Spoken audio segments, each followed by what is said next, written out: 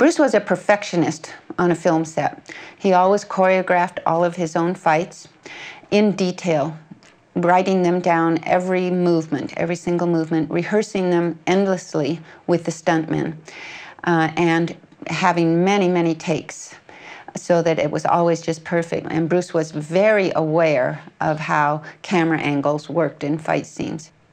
I visited him on the Game of Death set on more than one occasion. The children, Brandon and Shannon and I, were always welcome on the film sets, and we enjoyed going there because he was having a lot of fun with it.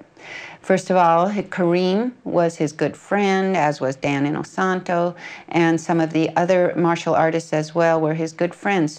And he had worked with them many times in the past. As you know, Kareem was his student, Dan was his student and assistant instructor. And so he had a real fun time working with these fellows and constructing the fight scenes. The results are 3 carefully crafted and meaningful sequences that resonate on many different levels, as well as the most graceful and dynamic presentation of the human form in hand-to-hand combat ever captured on film.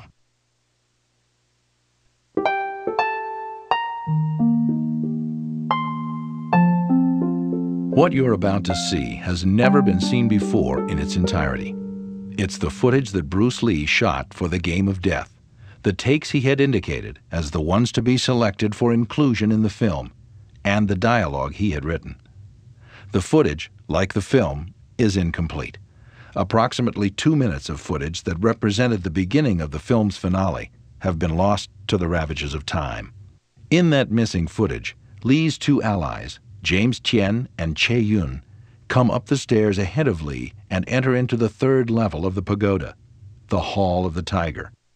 There they meet the Eskrima Master, whose habit is to beat out a teasing rhythm on his sticks prior to killing his adversary. Che Yun sets out to attack the Eskrima Master with a large, heavy club, but is quickly disarmed.